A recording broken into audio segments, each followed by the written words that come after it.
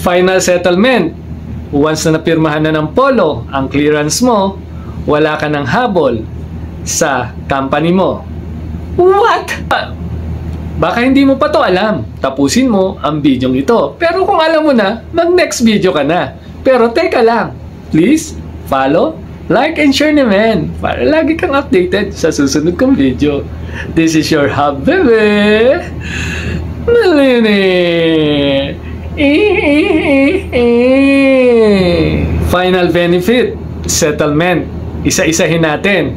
Kung may na-miss ako, dagdagan nyo na lang. Disclaimer ha, ito ay base sa aking nakalipas or previous na company. Kaya kung hindi ganyan yung company mo, edi wow! Overtime, pag more than 8 hours ang inyong work, entitled ka sa overtime. Pero take note ha, pag 1 hour above, yan yung counted sa overtime. Pero pag less than 1 hour, hindi yan counted sa overtime. But kailangan pa rin natin ng approval ng ating boss, manager, or kung sino pa yung allowed na magdidesisyon yan.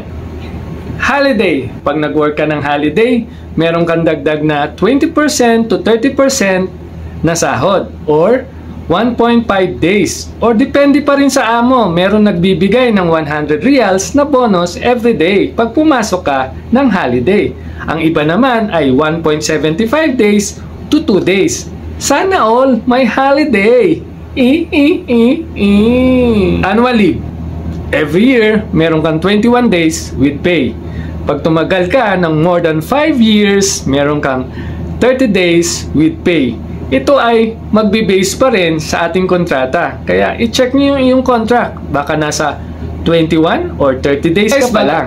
Bago tayo magpatuloy, nais ko kayong pasalamatan. Meron tayong videos na umabot ng 45,000k and siyempre meron ding 19,000k plus and counting. Maraming salamat po sa inyong patuloy na pagsubaybay sa aking mga videos. At siyempre, nais kong i-shoutout ang ating followers. Maraming salamat sa inyong suporta. Kay Remark, it's my boy.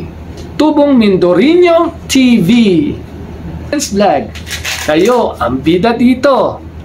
Thank you very much. At abangan nyo, baka kayo naman ang susunod na ma-shoutout dito. At dito na rin natin ipopost sa ating mga videos kung sino nga ang mapalad na active followers natin. Salary balance. Ito yung remaining salary mo na pinasok mo ng ilang araw. Sana all, bayad lahat. Free ticket. Pag natapos mo ng 2 years, 2 years ang iyong kontrata, matik yan, may free ticket ka. Pero, i-check mo pa rin ang iyong kontrata. Baka mamaya, yearly pala ang free ticket mo. Sayang naman. End of service award. Ito yung hindi ka na magre-renew ng iyong kontrata. Tapos na. Finish na. Kalas. Finish. Kalas. Tapos na. May computation ito. Kung hindi mo pa alam ang computation, abangan mo sa aking next video. Overtime, holiday, annual leave, salary balance, free ticket, end of service award ay maaari itong nakasulat sa iyong kontrata. Kaya reviewin mo muna bago mo i-claim. Kung hindi mo alam, magtanong. It's free. Kaya kung hindi mo pa ito alam, sayang ang reals.